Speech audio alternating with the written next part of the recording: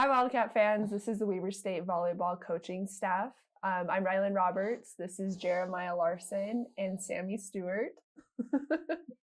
We are doing a new segment called Weber State Volleyball In Depth, where we're going to give you guys a deeper look into our program, into our players, and into us as coaches. So this first episode, we're going to start off with Jeremiah. So would you mind introducing yourself and telling us a little bit about how you got into volleyball? Yeah, so Jeremiah Larsen, I'm the head coach here. Been here for now going on a stinking Sammy. For those who don't know, my volleyball team boos me before every match, and it happened to start when she shows up. He doesn't celebrate his birthday, and I was so excited, and he was like a duck, so I booed him, and then it came from there. That's right. Now I get booed. So I'm the head volleyball coach here at Weber State. I've been here now going on 11 years, which is crazy. I'm going in my 11th season, and so a little bit about how I got into coaching or playing volleyball. Mm-hmm. So here's the fun story about how I got into playing volleyball. I was forced to, is the best way to put it. When I was 6, my dad fell in love with the game of volleyball, like probably a little bit before I was 6 years old. And he would play in county rec leagues. And in those county rec leagues, he was playing in the highest level of county rec leagues that he could in Utah. And he had a bunch of guys, and they would all get together on Saturday morning at the local church, because in Utah, like 95% of the churches that inhabit this state has a gym in the middle of it. Mm-hmm. And so for those who have never been to Utah. So they would go play every morning, 6:00 at the local church. They'd steal some keys, and he woke me up and took me. And I fought and screamed and didn't like it, because my whole vision for myself was to be the next John Stockton or the next Ozzie Smith. And so I love baseball, I love basketball, and those were my sports at 6, which is funny that I was already specializing at 6 years old. But he forced me to go every Saturday morning, and I got to play with these old men, and I kept on going. I fell in love with it. By 12 years old, I was playing in their men's county rec leagues. I was setting there, and it was a blast, and I just fell in love with the game. By the time I was in high school, I was playing club volleyball for Corey Solomon, who now runs Bring It USA, which is really cool. Another guy by the name of Clint Barnes, who I'm still in. He's like a ref now. He does refereeing. So it's kind of fun that they gave me a space to keep on playing volleyball in Utah, which was extremely rare at the time. And by my senior year, we were number 6 in the country, which was really cool. And I was able and fortunate enough to be recruited by Brigham Young University, which is where I think my love of coaching really kind of came to fruition. While at BYU, I got to play for Carl McGowan, who was the head coach there. Hugh McCutcheon was an assistant coach. He coached in Minnesota. He also coached the Olympic women to silver in London, and the Olympic men to gold in Beijing. And then Troy Tanner was one of our other assistants, and he's coached people on the beach. He runs a club now, T Street. And so these were my volleyball coaches. And I think the cool thing about Carl is, because we didn't have a lot of scholarship money, 4.5 scholarships for like 18 to 24 players, he ran a high school camp company. And when I was there, it was called Canyon Volleyball Corporations or something like that. Canyon Volleyball Enterprises. Yeah. That's right. And now it's called Gold Medal Squared. And now it's this awesome company that's ran by his son Chris and a lot of my teammates like Mike Wall and some other people. And so, that's how I made money over the summer, so I could pay for my schooling. Because I just didn't have any scholarship money. I think the most I ever got was 1/3 of my tuition. Like when I first got there, I think I got books, and I was like, sweet. And people would hire him to come do their camps at these high schools, And then he, instead of him going to it, he would send his players, which is absolutely hilarious because if you could imagine college age kids going to a high school and running a camp. College age boys going. Let alone college age boys, yes. And college age boys are stupid, and for sure we were stupid. But I mean, that's the way Carl operated, and he would go do camps at certain places. Like he came to that's kind of how you got to meet him there, yeah. Yeah, he came and did volleyball camps for my mom for I think 16 straight years, and she was actually pregnant with me when he started coming. And it's just this tiny little podunk town that I don't know why he would come to Rich County, Utah, let alone population. hang out. Population, I don't even know. Like my town is Woodruff, and it has a population of like 198. Yeah. So. And back then it was 10. Yeah, probably 10. Everybody in town were all cousins. Like everybody ran on the same ranch, all that stuff, you know. But yeah, he came for 16 years, and I don't know why he kept coming. My mom always asked him, "Why do you come to Rich County every summer?" And he's like, "Because I love it." And he did. He really did love it. He loved getting in the gym with kids that probably didn't get that many opportunities to be with coaches who actually knew what they were doing. Which is, if we can take a sidetrack just a little bit, which is just the craziness that Carl is, right? Like the first time I met Carl was at a junior high camp at Benyon Junior High. Yeah. And he was such an ornery person, and primarily because he just got done flying from Barcelona from the Olympics. So he was coaching in the Olympics, and then he came and did a camp like 3 days after the Olympics for a junior high kids. Yeah, no big deal. It's so silly, and he would do this stuff in my opinion, one of the greatest volleyball minds. Yeah. Just not at that time, but ever, and influenced the game in such crazy ways. He was spending time at like Rich County and like Cokeville, Wyoming, Steamboat Springs, Colorado. Yeah, I think he just went to Steamboat so he could go golfing while he wasn't camping. But like, I mean, so many cool experiences, and he was just so entrenched in wanting to make players better. Yeah. Well, my mom would ask him. I think he was coaching with the Swiss national team, or he was coaching a pro team professionally. Yeah, probably. And he had just gotten back a couple weeks before he did mom's camp, and she's like, how can you come from that high level to this? And do you still do wrist and hands together on day one? He's like, yeah, I still put wrist and hands together no matter what level I'm at. I'm going to do wrist and hands together. And so he just loved the game, and he loved the people he met, and he loved having an influence, I think, on so many people that never had a chance. Yeah, and I mean, to think and that's something that I've taken in my coaching. Like, I still do camps for people that I really appreciate. In small towns, towns, yeah. I've gone to Cokeville recently. Well, you did a camp at Rich High School after my mom had retired, and there's still girls that come up to me and say, "Are you still working with Jeremiah?" That summer camp was so awesome. Like, I loved working with him, and so that's cool. You still had an influence on them as well. Yeah, and that's, I think, what Carl instilled in a lot of his players is not just the love of the game of volleyball and high-level volleyball, but also being an educator in that kind of situation and helping kids getting better. And more falling in love less about the level of the volleyball and more about the development of people. And coaches. Yeah, and coaches. Like, he loved to coach coaches. And so I remember my mom staying up like, why would you do this? Why would you do this? Like, they just spent 10 hours in the gym, and they're still talking volleyball afterwards because and he was all over it. Like, just loved let's do this. Let's do this. Let's try this tomorrow. And so. Yeah, that's the insanity that is Carl. You know, like, he just loved the game so much, and he loved teaching the game. And it didn't matter if you were the best player in the world for the USA men or Woodruff, Utah, where everyone's 5 feet tall and plays 17 different sports and moving pipe while they're at lunch. They did all their farm chores before camp.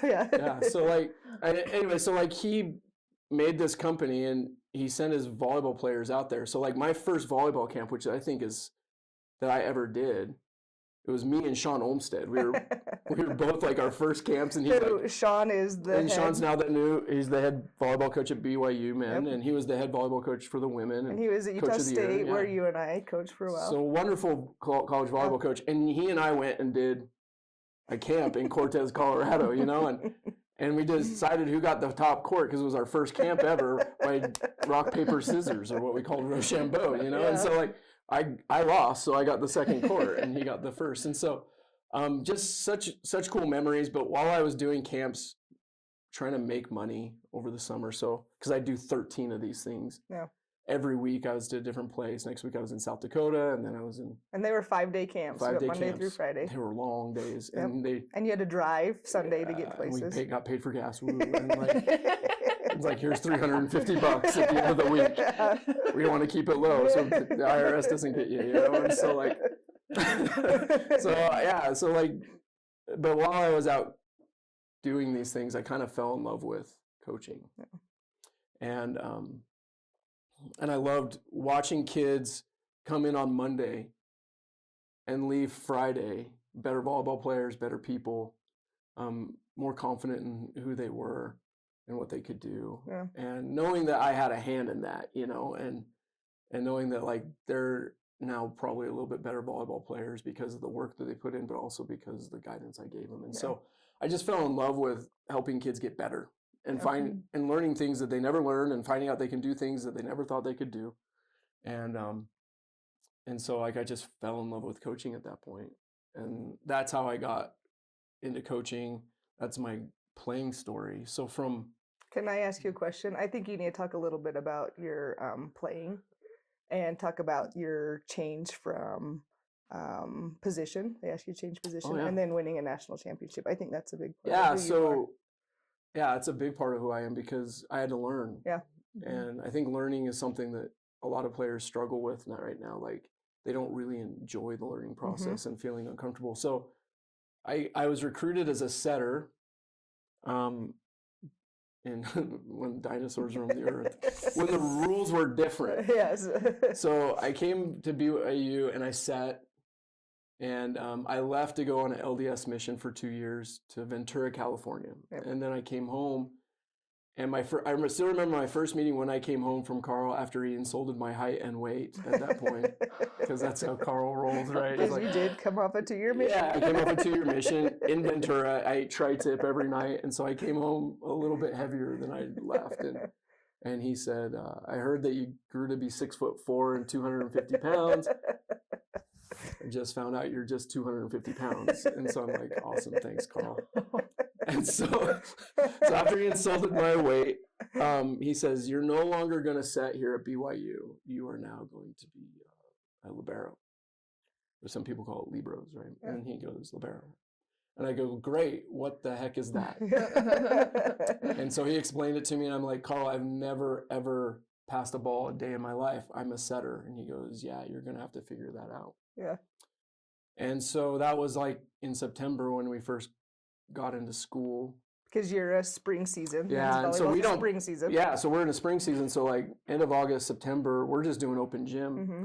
And I think the coolest part about that experience is Rich Lamborn was training with us. He wasn't on the team. He was preparing to go play on the national team. Because of Carl's connection, probably. Yeah, and so Rich played there in 1999. He was part of the national championship team in 99. He was an outside hitter, and he was training to be the libero for the national team. Cool. But he was there during our open gyms, and I knew Rich from before my mission. And so I just sat, and I'm like, Rich, teach me how to pass. And Rich ends up being like one of the best liberos in the world in 2008, gold medalist. Yep. And he sat there and just fed me tons of information. And it was so cool. Yeah. And so like I sat there and learned how to pass, and Carl started teaching me how to pass, and Troy was really a big deal in that, and Hugh.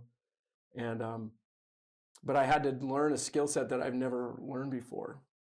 And I think it's interesting, sometimes we as coaches want our players to make a tweak and they freak out. And I had to change my entire identity. I was a setter. Now I'm a libero.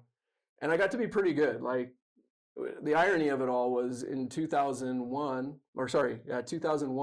our backup setter Angel Perez dislocates his thumb. Oof. And I was playing libero and competing against Fernando. I was doing a pretty good job against Nando Pessoa. And so he dislocates his thumb, and Carl says, "You're setting." After all those times. After all those reps of passing, You're like, I used my forearms, I gotta use my hands. I'd stay after him pass, and so now he's like, "Okay, you're setting because we don't have another setter." And so I still remember that practice. Like I think I blocked Lucas Slabe, who's now part of the men's national team. I think I blocked him like 4 or 5 times in a row. This little tiny guy getting after some people.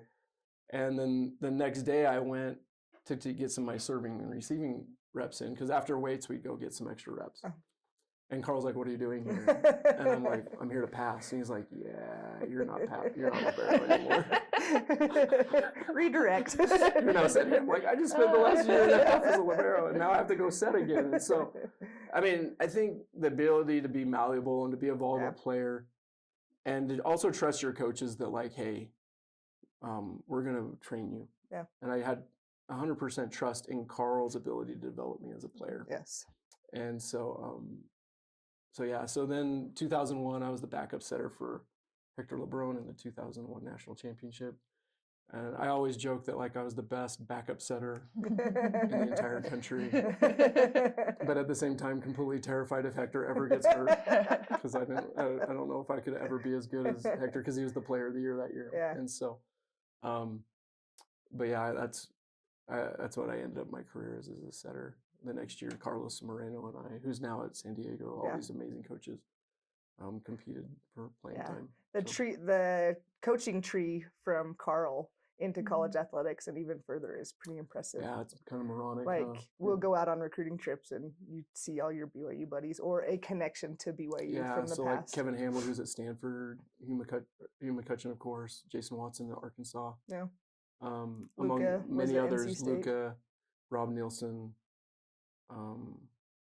Sean Olmstead. I mean, we can go on and on and on of all the people that I think was inspired by Carl to be coaches. Yeah, and it's so funny because volleyball is more it's a feminine sport. Sure. Yet you have all these men who had such great success who stayed in coaching. The volleyball tree, which is pretty cool. Mike Wall is now with the women. Yeah. So yeah, he's a former teammate of mine. So it is cool. There's also other people that run clubs and stuff like that. Mm-hmm. So it's just amazing the impact Carl had on so many people. And now they're still influencing people. Like, you are now influenced because of Carl, because you unfortunately got to be coached by him. So like, thank you, Carl. Yeah. Thanks for that. Thanks, or maybe thanks.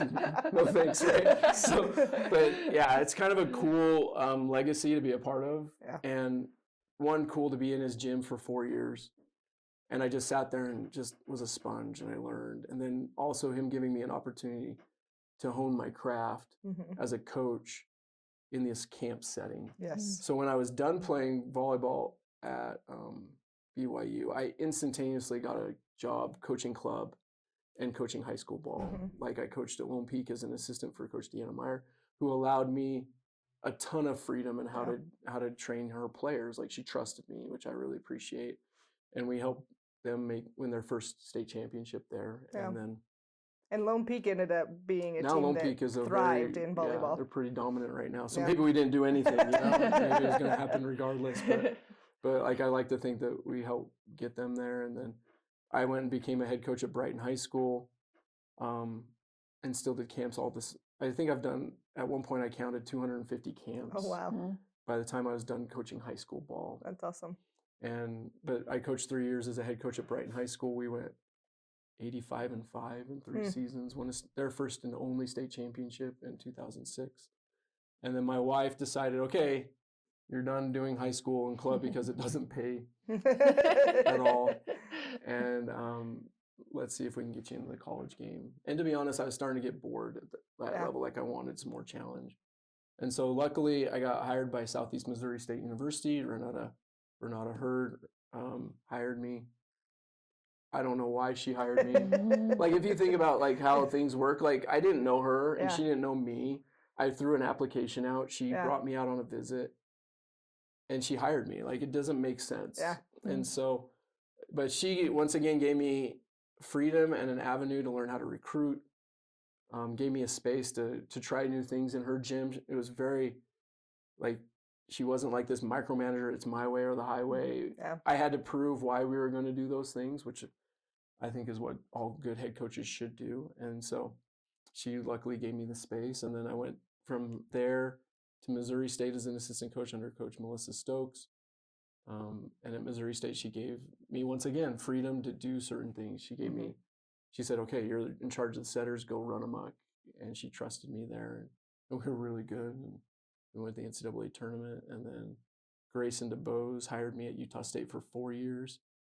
And once again, I'm lucky that I got to be able to coach with Grayson, because once again, he gave me freedom to be myself and to learn and to grow as a coach and to hone my craft. So by the time I was there for 4 years, at my 4th year there, I felt like I was in a good groove, that I could take on a head coaching challenge. And so Weber State opened up, and the athletic director at the time really inspired me that they wanted volleyball to be successful here. It was not good. Yeah. It was terrible. And I mean, you even said it yourself when we recruited you. Yeah. Like, I didn't even know what Weber State was. And I grew up in Lehigh, just an hour away. And you wore purple. And I love purple. Yeah, Lehigh High School had purple colors. And so, like, Weber was not known as a volleyball program or volleyball school. I think they won 6 games the year before. They just didn't have they had some decent athletes, but there just wasn't a culture of success there. Yeah. So I believed in the athletic director's vision that they wanted Weber State volleyball to be really successful. And so they gave us the resources to be good. I think we were in the middle of the pack in almost everything. And so I took the job when they offered it to me. And I've been here for now 10 years. Crazy. It's been nuts. It's been nuts. And it's been ups and downs and sideways and all sorts of stuff. But I think that journey from taking a program that was not very good, year 5, I was like, or year 1, I was like, we're going to change the world, and we didn't. Yeah. I think we lost as many games as we did the year before. I don't think we won nearly as many, and that was a kick in the teeth a little bit. And then the next year, that's when you showed up and your class, and we won. I think we went 14-13 that year. And then you went on your mission, and then the 3rd year, like, you look at our overall record, but that was probably one of my most memorable years. Cool.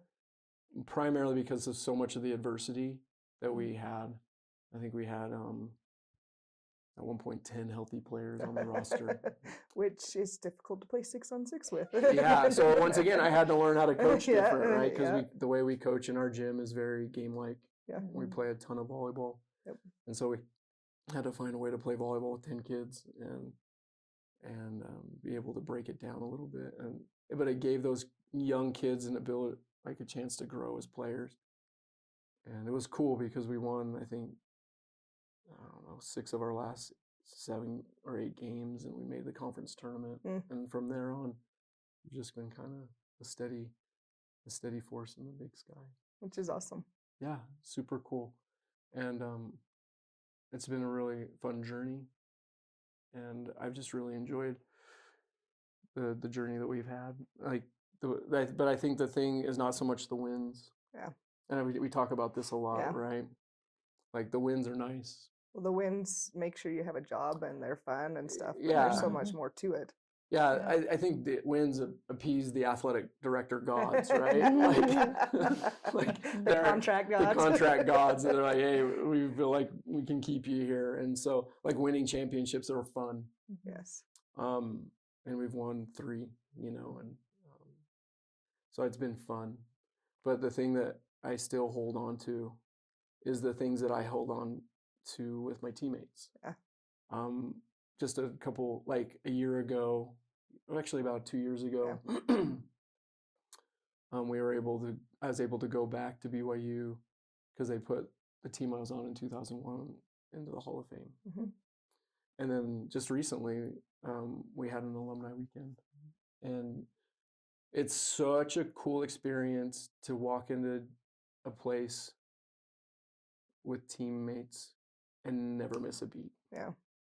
Like, you love them, you hug them, and if you're hugging me, then it's a weird experience because I don't hug anybody except maybe my wife. But you hug them, you love them, you laugh, you share good stories, but you have this brotherhood that you can't get anywhere else. Well, because of what you went through, the goods and the bads and everything in between, And I think you experienced that as a player. Would you agree? Yeah, totally. And so, So yeah, so like I wanted to build that here. Cool. The same experience I had at BYU, I wanted to build that here at Weber State. I wanted to build, it's so much more than, are we going to win matches? It's, are we going to grow as people? Yeah. And as we grow with our teammates, do we grow in our relationships? And so I wanted the players that came through my program, I want it to mean something. I want it to have depth. I want it to be something that was so much more valuable than a ring or an education or there's a banner or I got all conference. I wanted it to mean so much more. So that way when you do see each other, like you have that sisterhood, that family feel, that you guys, one, did something special, that you're a part of something special, that you grew as people, but most importantly, that you have these relationships that will last forever so that you can always enjoy each other's company and you can share fun stories and that you can see their kids. That was really cool for me to see their kids. Well, we played at SMU in Dallas last year. Yeah. And you had several of your athletes come back, even one from, I think, your SEMO days. Oh, yeah. That came back, and like, that would have been, what, 15 or 16 years ago? Yeah, 2007. And brought her kids back? Yeah. So I think that goes to what you're saying, that these people who you haven't even seen for a long time are willing to come and watch you coach a volleyball match and talk to you for like 10 minutes after the game. Yeah. Like, that's important to them. And like, that's a funny thing that you brought up because like, I remember that. Like, I remember playing in that game. I mean, we sucked. We were no good that game. So I like a lot of emotions. But like right before the game, I see Ashlyn. Yeah. Who else? Elena. So Ashlyn and Elena were there. And I just got like super emotional. like really emotional. And like I remember running up and giving Elena a hug, and giving Ashlyn a hug. And just like almost on the verge of crying because I just was so happy to see them. Yeah. And then Carly DeLong, now Carly Williamson is her married name. And she played at SEMO. Yep, your first place. Yeah, my first place I ever coached. And she came and watched us play twice. Like she came to 2 games, right? And I sat there and she has kids. I can't remember their ages. They're older kids.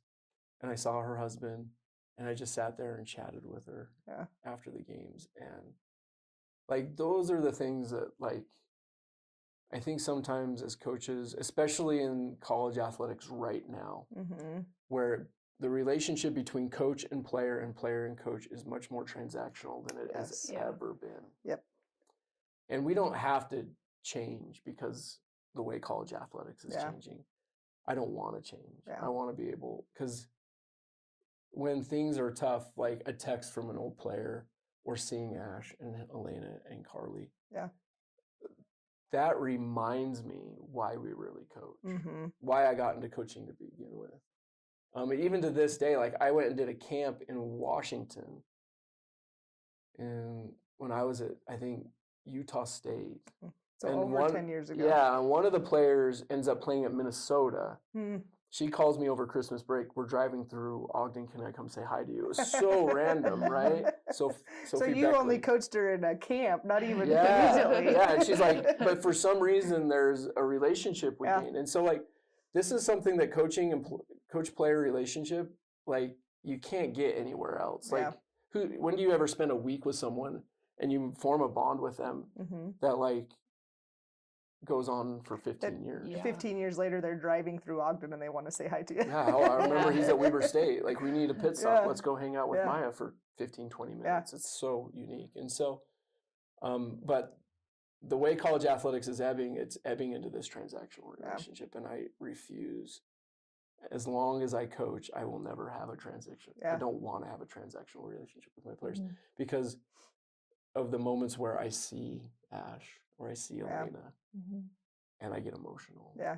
And they're emotional to see me. Yeah. Like I went to her wedding and it was amazing. Yeah.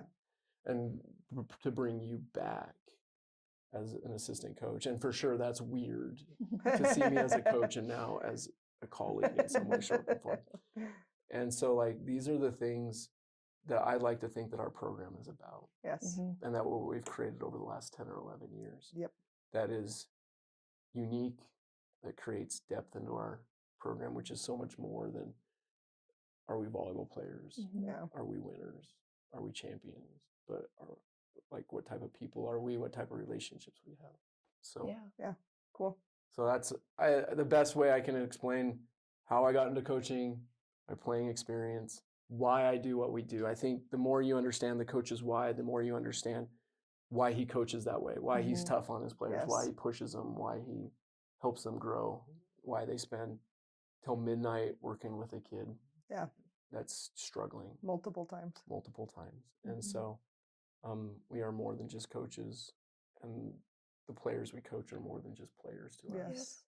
They're so much more than just the wins that they provide us and the money I get because they are successful in the contract extensions. Yeah, so, exactly. Anyway, that's why I do what I do.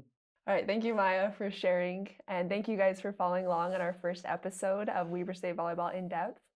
Follow along with us on our next few episodes. We are going to talk to some of the alumni that have been through the program. We're going to talk to Sammy, and you'll get to know me better as well. But follow along with us. You guys will get a deeper look into the whys behind what we do and the things that we're doing here at Weber State Volleyball.